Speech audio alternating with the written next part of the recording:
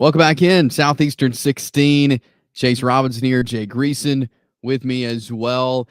And we're going to talk some college football playoff predictions as we sit here doing this live on Monday, August 11th. We haven't seen a down of football yet, but we're going to predict the college football playoff and the 12 teams who we think will be in it. Last year, we got our first taste of this 12-team playoff, Jay. And it was one of those things that like we thought there would be a few teams at the bottom who thought they should be in. We had to learn kind of what the criteria would be from the college football playoff committee of who would be in. But now with kind of a year under our belt of the 12-team system, what do you like about it? What do you not like about what we saw last year? Well, my dislikes far outnumber my likes. I dislike the lack of transparency. I dislike the lack of, other than their one mouthpiece, accountability. I dislike the looming almost certainty that sooner rather than later it's going to go to 16 teams. Yeah. Look, other than that year or back-to-back years where a team who was playing in Dayton ended up getting to the Final Four. I know VCU did it one year. Teams that are belly aching on being outside of this have not proven to be national championship contenders. Now, are they better than some of the other automatic qualifiers? Maybe. I mean, but you're also reaping the benefits of being in the SEC and being in the Big Ten and canceling and cashing those monster checks of your TV revenue and obligations. So more is not better to me, and more is coming because it's all about the cash grab and meaningful platforms around the holidays to show more college football do-or-die games. And it devalues the regular season, which 3 years ago was the best regular season in college sports, in all sports. And now, as the playoff grows bigger and bigger and bigger, it's not more inclusive. Don't kid yourself. What it is going to give the money programs, the marquee programs, the programs that TV wants in the playoff, mulligans. Yeah. Now, the other thing I have to say is I've never been one of these SEC guys. I don't chant that. I graduated from Auburn University. So if Georgia's successful, that hurts Auburn in recruiting. If Alabama's successful, that hurts Auburn in recruiting. But the sneaky biggest thing doing research over the last month as we dive into so many different things here at Southeastern 16. In the non-conference, if the SEC is going to want 4 or 5 teams in this playoff, they better hope that their league counterparts go and hold up against in the non-conference, because every non-conference loss is going to be used as a trump card when the politicking season starts in and around Thanksgiving. Yeah, no, I completely agree with you there. And it's an interesting conversation as we do look at the expansion of what most likely will be it expanding to 16 teams. I know they haven't officially come out and said that, but that's what we imagine is going to happen. And so that's going to lead to more interesting conversations around the college football playoff. As Tyler just dropped that in the AP poll just released, we're going to talk playoffs first, but we'll get into that a little bit later on in the live stream. So stick here with us. We're going to give you our playoff predictions, but we will hit on the AP poll that just came out a little bit later on in our live stream. So drop a comment if you want to as we talk through these. Would love to get some feedback from you. And of course, we got to tell you about our friends at FanDuel because they make this possible. FanDuel, they got player props there, same game parlays. And look, Jay, you know, that menu there is deep. It's impressive. You can make some fun combination around player performances, game outcomes there on FanDuel. Competitive odds, tons of betting options. That is where all these great viewers need to go there to FanDuel.com. Without question. And if you think I'm a tub of goo, as Letterman called Terry Forster, former Braves reliever, back in the 80s, that's probably a reference over most of your guys' heads in terms of age. But I can assure you that FanDuel, if you're a fan of a Power 4 team, they've got odds. Put your money where your mouth is. Share it in the comments. Put it to our Southeastern 16 social media accounts. If you think Mizzou's going to be a playoff team, you can get great odds at FanDuel right now. Mizzou's at plus 760 to make the playoff. And that's just to make the playoff. That's a great payout. So I can tell you now, I don't have Mizzou in the playoff, but I'm higher on them than I was when we started this. And especially because of the schedule. And I think Drinkowitz is sneaky really good at this.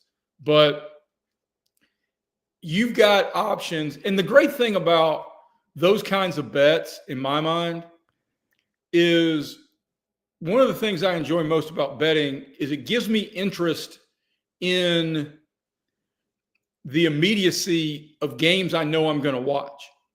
Well, betting a college football future like to make the playoffs gives you a one-time investment that really spans over the next 3 months. So you're not then having to wager on every Missouri game. You can if you want to at FanDuel. But if you've got them to make the playoffs at plus 760, then you've got a vested interest all the way through the entire fall and into the winter. Yeah, right there at FanDuel. Bradley says, hey, he's got the Tigers for the national championship. $100 on that. Well, that's a bold investment right there. But I'm high on the Tigers too. So let's take a look. So what we did, each of us came up with our top 12. We got it put in a bracket style. So we'll look at both of our brackets for the college football playoff. Jay Greeson, we will start with you and your bracket as you see on the screen here. Walk us through your top 12 here. All right. Back to front, I've got Tulane being the group of 5 representative. I wrestled with this deeply. I know Boise State is a real trendy pick. And I got to tell you, if I had known not to tip your bracket, but if I had known you'd gone Tulane, I tell you a sneaky one I really like is Navy for the exact same reason. And it is, but I think Tulane's addition of the BYU quarterback is going to be a difference maker in the AAC. And if Jake Retzlaff had returned to BYU, he was asked to leave for an honor code violation because he had sex as a college kid. I mean, I'd have been kicked out of every school on the planet if that had been a rule wherever I'd gone to school. So I think he is a difference maker. I think he's going to light up that league. And I really like the upside of Tulane in the regards of their first 3 games are against Power 4 conferences, and 2 of them are at home. So if they can get a win over in Northwestern, I doubt they'll beat Ole Miss, but they get a win over Northwestern and a Duke team that won 9 games last year, you've then got an upper hand in the strength of schedule conversation. 11, I've got Utah winning the Big 12 because I think Kyle Whittingham's the best coach in that league. And I also think they are dynamic defensively and will have the best offensive and defensive lines in that conference. 10, I wrestled mightily with a second team out of the ACC. I settled on Miami primarily because they do not leave the state of Florida until November. I don't know how many people know that or even talk about that. That's a crazy number. And now, granted, one of them's at Tallahassee, and One of them's against the Gators, but if you're past Halloween before you leave your home state, you've got some gifts from the scheduling gods.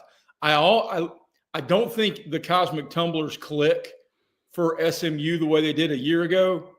And I'll tell you a sneaky one, 2 sneaky ACC teams that are going to get a lot of my betting dollars, especially early, are Pitt and Georgia Tech.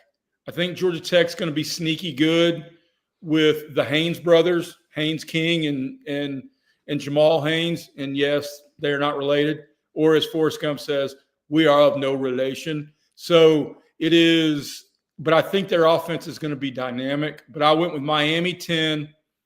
I went Michigan 9, who I think everybody's sleeping on a little bit. Yes, last year was a bad year coming off the national championship, but I think Michigan is going to be the 3rd Big Ten team in this. And a big part of that is because I think Oregon is mightily overrated. And I'll tell you one that's going to be sneaky good in the Big Ten is Nebraska, because I think Matt Rule knows what he's doing in the college game. And Dylan Raiola is going to be a star.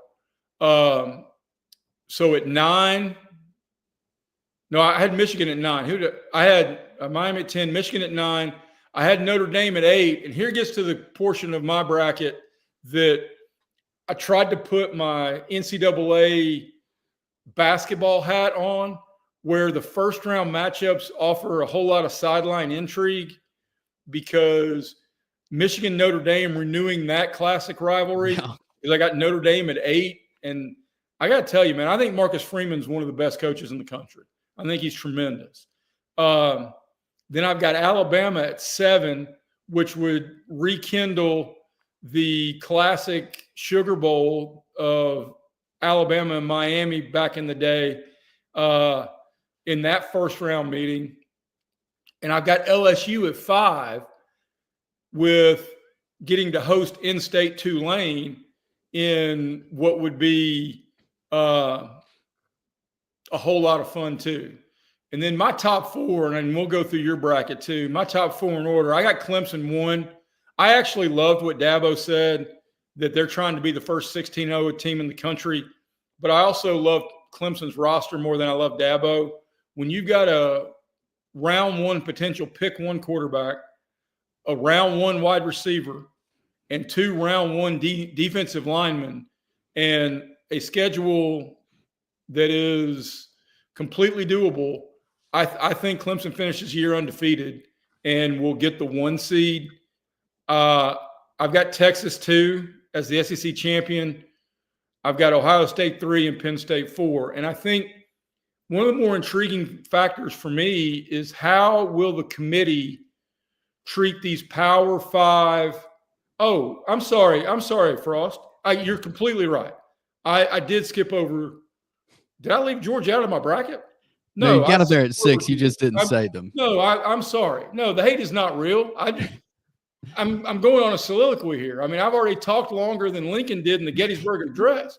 So, no, I got Georgia 6, and I think this is going to be not only the most challenging year for Kirby and company on Saturdays because of the question marks that abound, but I think it's going to be one of their best seasons. And so in terms of how they are portrayed as coaching, am I a little skeptical about Mike Bobo? I have been for most of my adult life. But I also think Georgia's transfer portal efforts in the wide receiver core are real. And Noah Thomas is a matchup nightmare.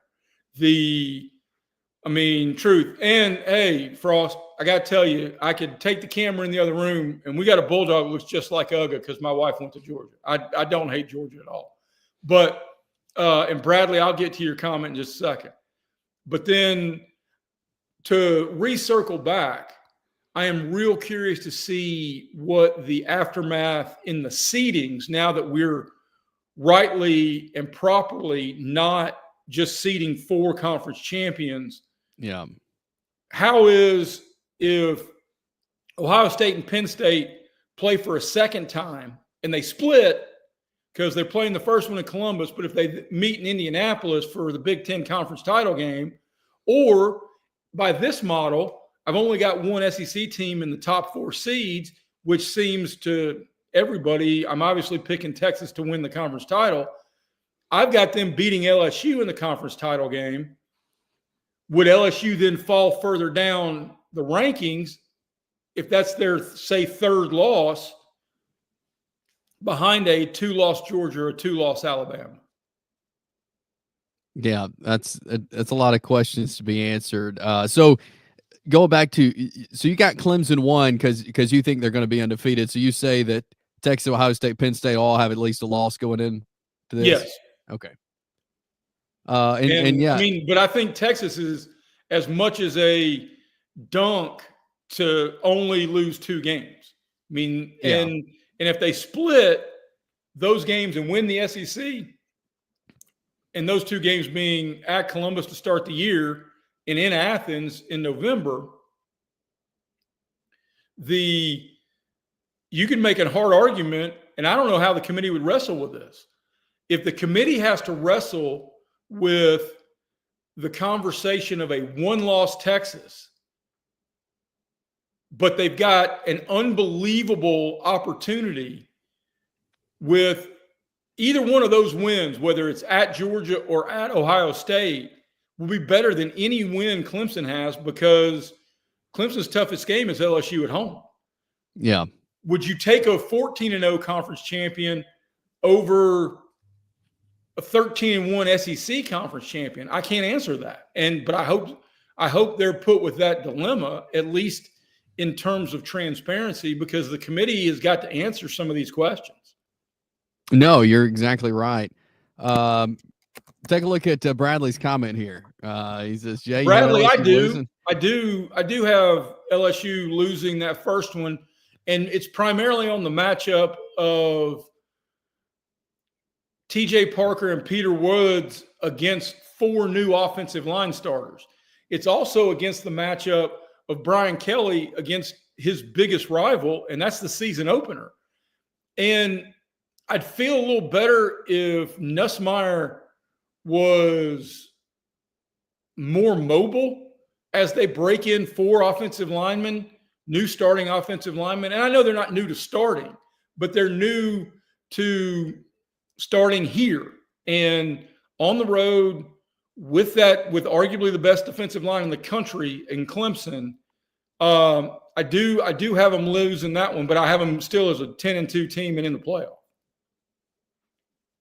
So there we go. That is Jay Greeson's college football playoff bracket, his predicted bracket there for the college football playoff.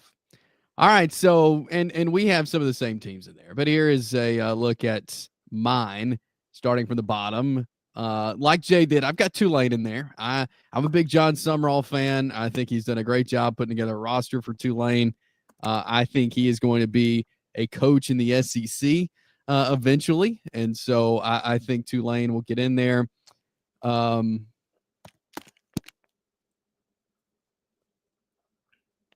Jay's thing just found a way to get back on there. Here's mine. Tulane, there I have it, number 12.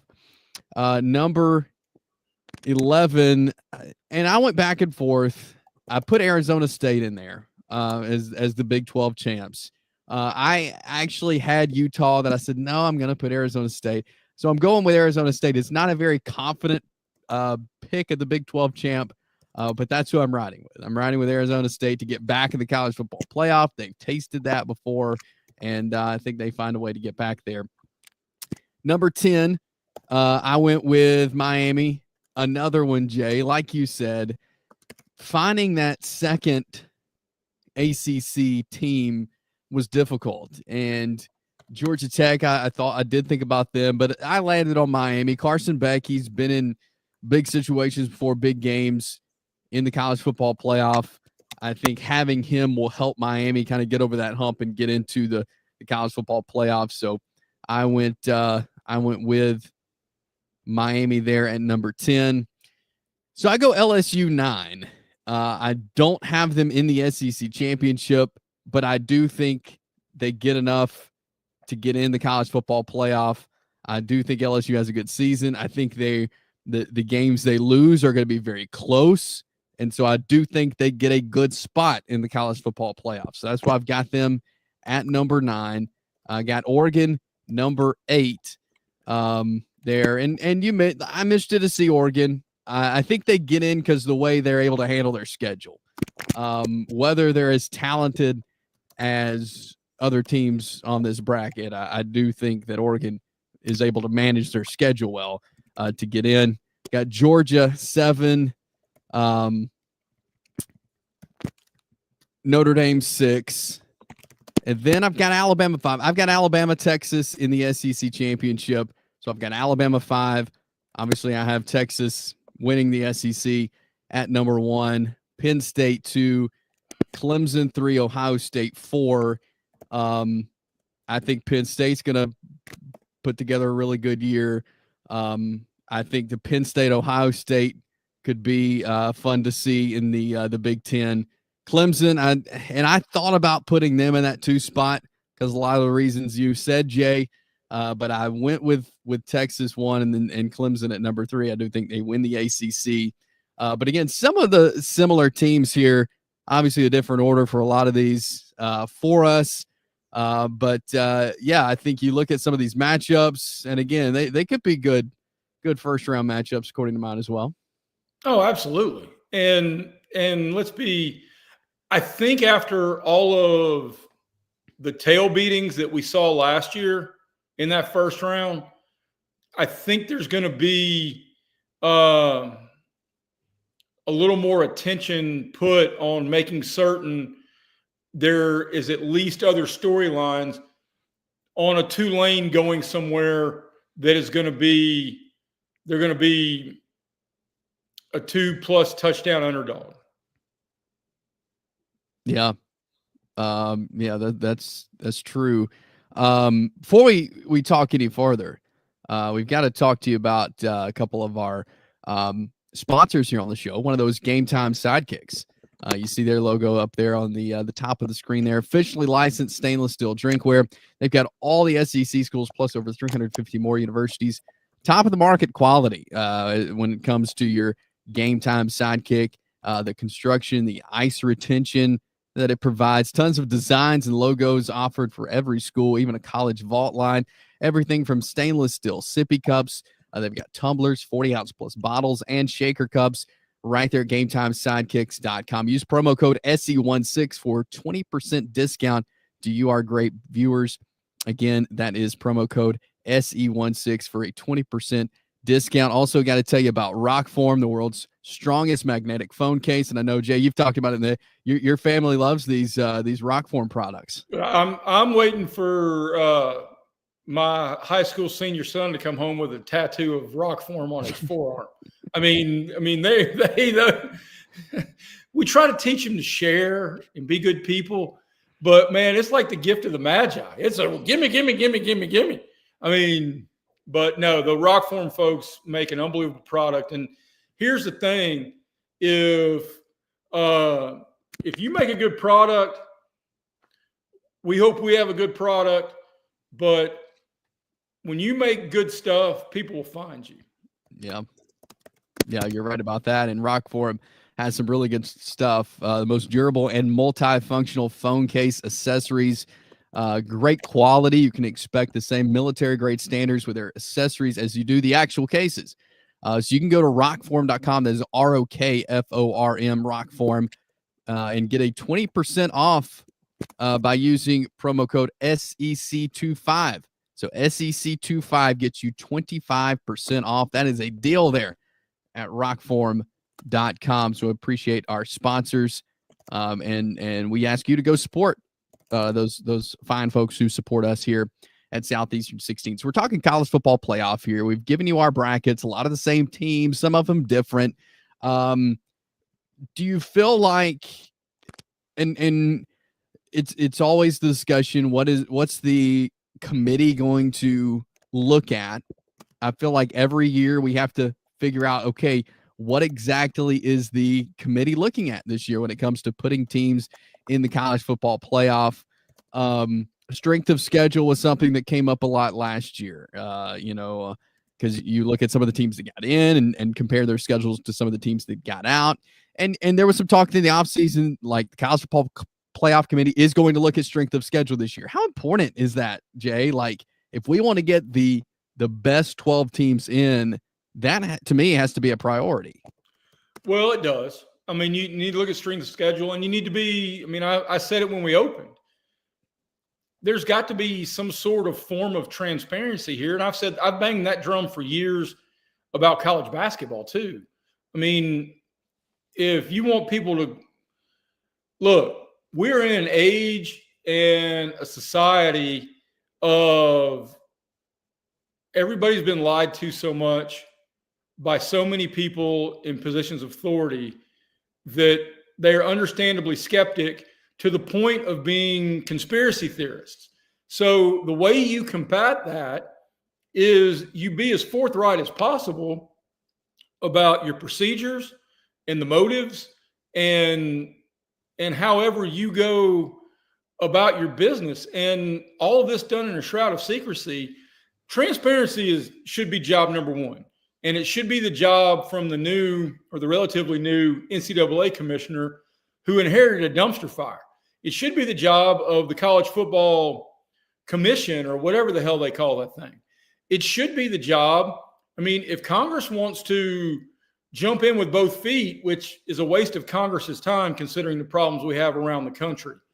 But if they're going to jump in with both feet and try to overhaul this thing, then put a reporter in there and let's tell the stories about how this field was picked. And I would just even settle for, to your end, give me a list of what is the checklist. Okay. Strength of schedule matters. Playing true road game matters. How you look matters. Game control matters, even though that's nebulous and undefined. Put a computer ranking as part of your formula. I mean, what's wrong with that?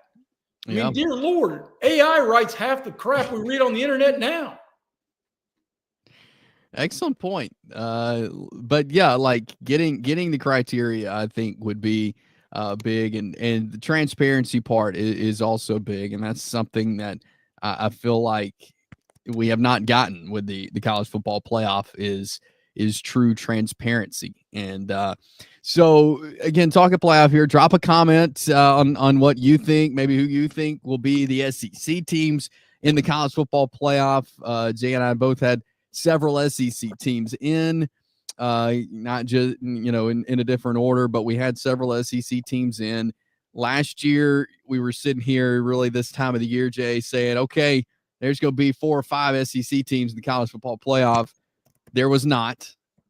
Do you really think that changes this year, or we could see more than 4 SEC teams in, or do you feel like that's going to be hard for any conference to get 4+ in the playoff?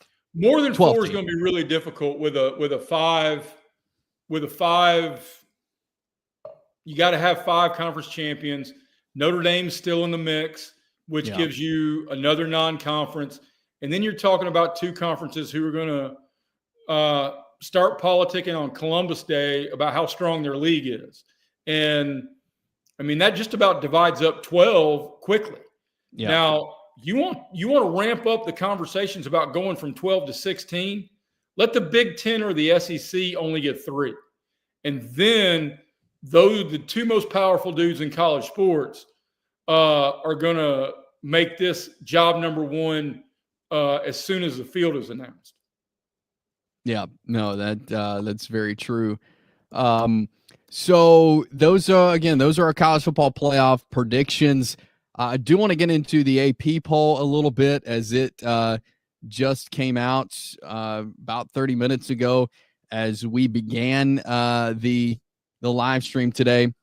But here is what the AP poll looks like, and I'm trying to get a see if I can get a screen share going on here.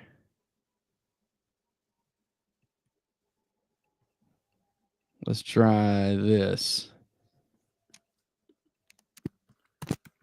All right, don't hurt yourself, Chase. Yeah, I'm trying not to. There we go.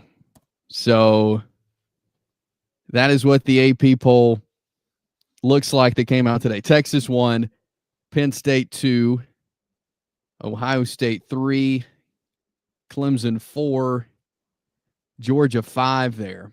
And as you see the rest of it, Notre Dame 6, Oregon 7, Alabama 8, LSU 9, and Miami 10. So it's similar to what we saw in the coaches poll. What was that last week as it rolled out? Thoughts there, Jay, on the AP top 10? I think it's kind of noteworthy on how far, if memory serves, and I'm gonna call up the coaches poll, but I can't do all that fancy stuff that you did. Because one of my biggest knocks on the coaches poll was I thought Tennessee was a little high at 18. This has Tennessee several slots lower. This is, compared to the coaches poll, Arizona State is very favorably thought of because, look, I view this through a whole lot of prisms. One of them is the gambling prism.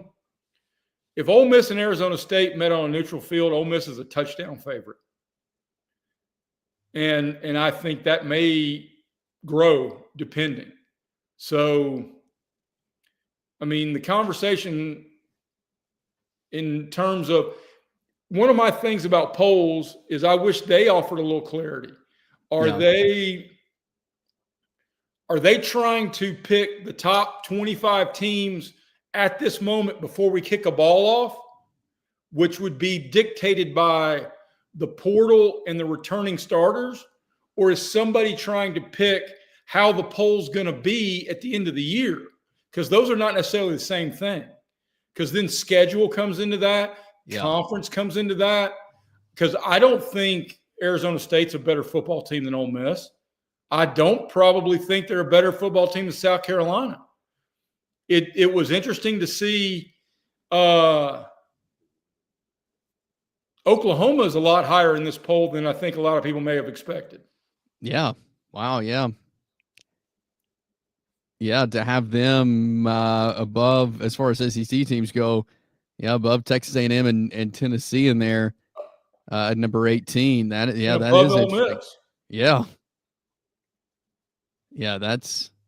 I just noticed that. But yeah, that is interesting there that they went Oklahoma number 18.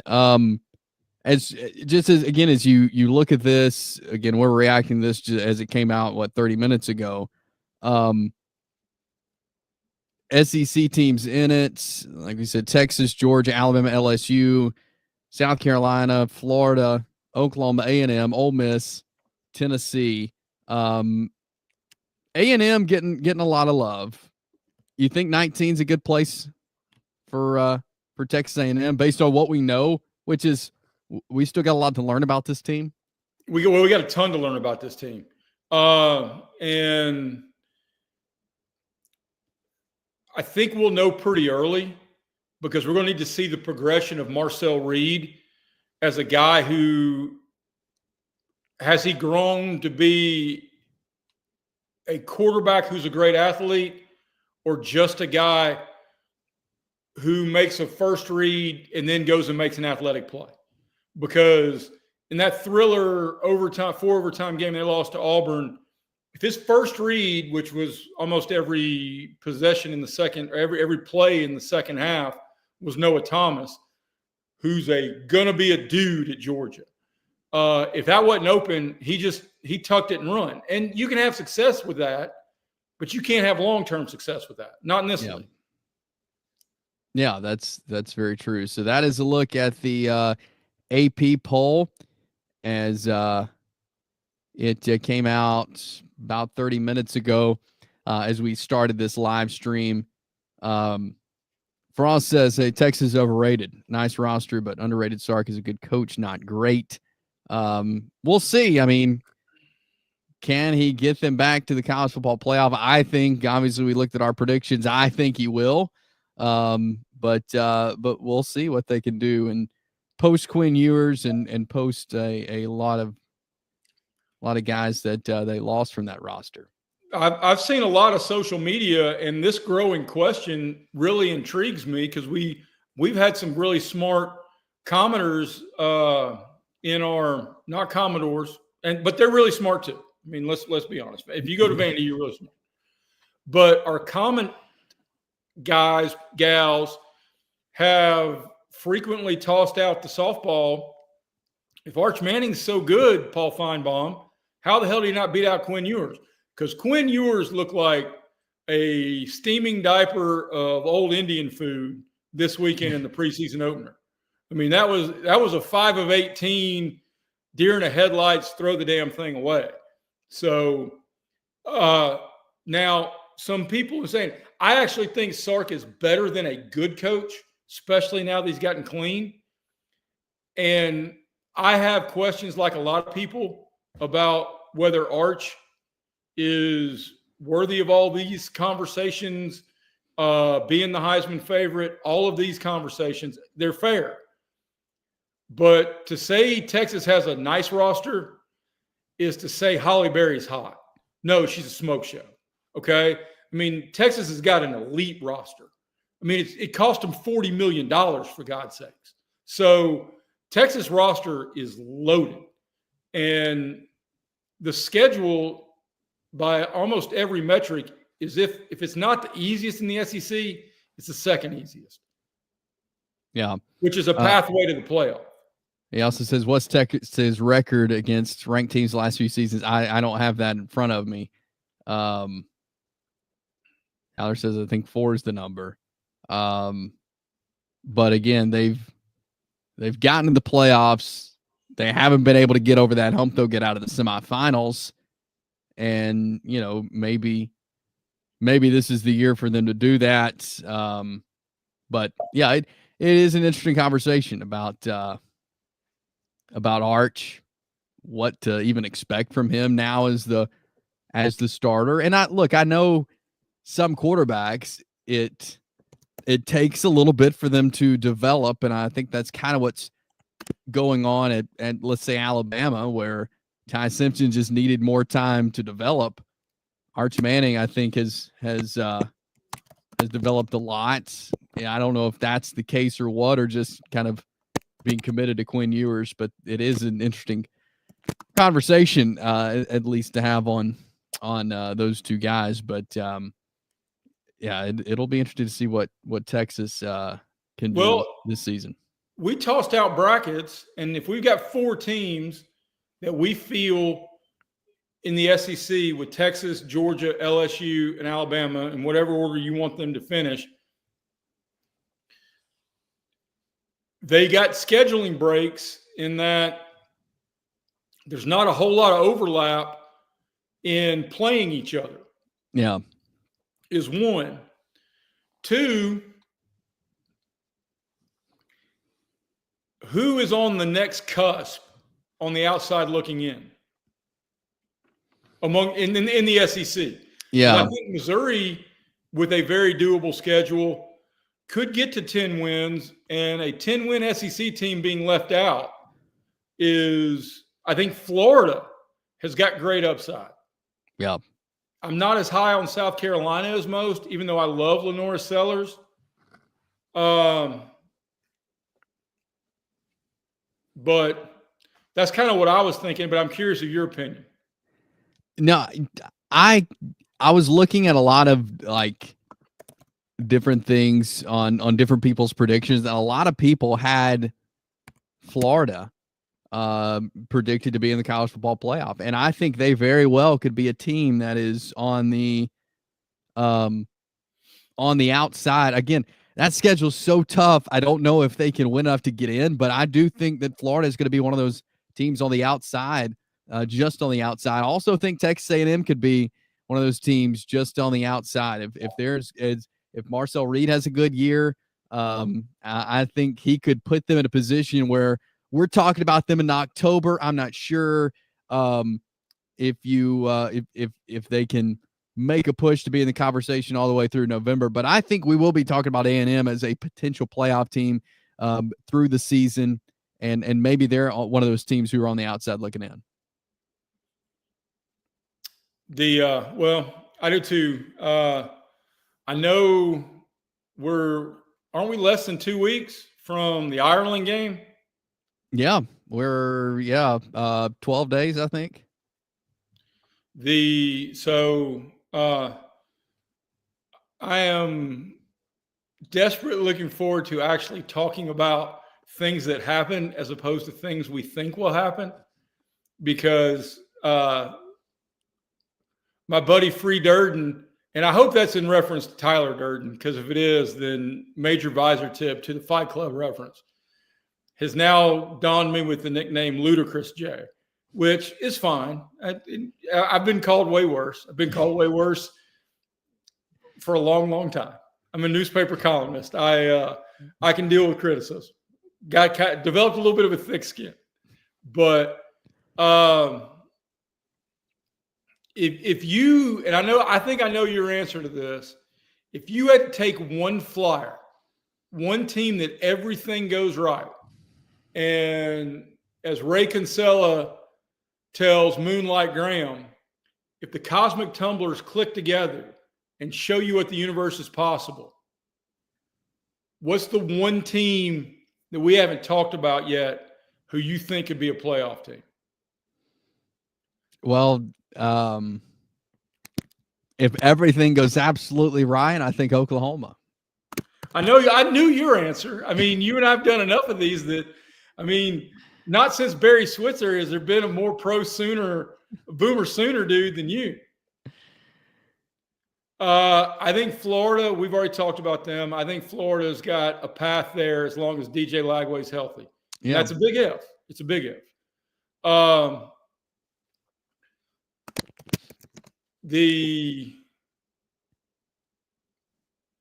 don't know if we have talked, if we mentioned A&M. Look, I know Justin called it the Pavia playoff, but come on, bro. I think we've covered them all. I think Auburn could have a great year, but I think the schedule is too demanding and the questions are too big. Unless Jackson Arnold turns into a white guy version of Cam Newton and manipulates Hugh Freeze's offense to a place that nobody foresees, but that's not cosmic tumblers. That's planning your retirement on scratch-off lottery tickets. So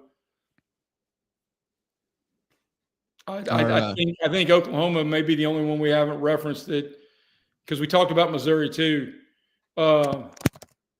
Malik, our Florida guy here, right, says they've been the only roster who's been through adversity. They know how to win games. He says, give them the Gators. Not over Georgia and Texas. Look, I think the Gators are going to be right there in it till the end, but man, not over Georgia or Texas. Not when you consider the differences between 1 through 25. Do I like DJ Lagway at quarterback better than the other two at this moment? Absolutely. But Dallas Wilson's injury is perplexing. Look, I love the tackle. I love Jake Slaughter, but there are too many question marks around a Florida team. And Florida's got a much more difficult schedule, and that has to be discussed when we're talking about playoff predictions. And fair, Texas offensive line does have questions, but Billy Napier would trade schedules with Texas right now, just as quickly as Auburn would trade quarterbacks with the Florida Gators. That's true. Good stuff there. College football playoff predictions. If you missed those earlier in the show, if you're just jumping on, we also talked a little about the AP poll.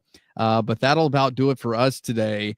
But as we think about the college football playoffs, there's one place you can go, Jay, to find the best odds. They've got them up for college football playoff. That is FanDuel and our friends there at FanDuel.com. They do, and we'll feel a little bit better about ourselves because we are being backed up by the Vegas boys at FanDuel and the odds. Because think how many of the teams, at least you had in your playoff, because I did not have Oregon. The favorites to win it all, according to FanDuel, in the college football futures market to win the national championship: Texas plus 550, Georgia plus 650, Ohio State plus 650, Penn State plus 700, Alabama plus 1,100, Clemson plus 1,100, Oregon plus 1,200, LSU plus 1,400. We had a commenter earlier say they put $100 on them already. That's going to be that'd pay for a nice Christmas, my friend. Notre Dame plus 1,500. Then you get a little bit of a dip, and it's Michigan at plus 3,500. And one that may surprise you, Texas A&M at plus 3,500 ahead of Miami. And then followed by 5 straight SEC teams with Ole Miss at plus 4,000, Florida plus 4,000, Oklahoma plus 4,500, Auburn plus 5,500, and South Carolina. So those are your FanDuel odds. Scratch a lottery ticket for your favorite team and make certain you check the odds and go. FanDuel.com there. FanDuel's got you covered with competitive odds, tons of betting options. Just remember to bet responsibly and have fun with it there on FanDuel. We have fun with it here, and we hope you join us again soon. We'll have more of these live streams coming up as we get closer to football season. And again, like this video, subscribe to our channel if you have not already, share it with your friends. Drop a comment on the video, and we will see you again next time here on Southeastern 16.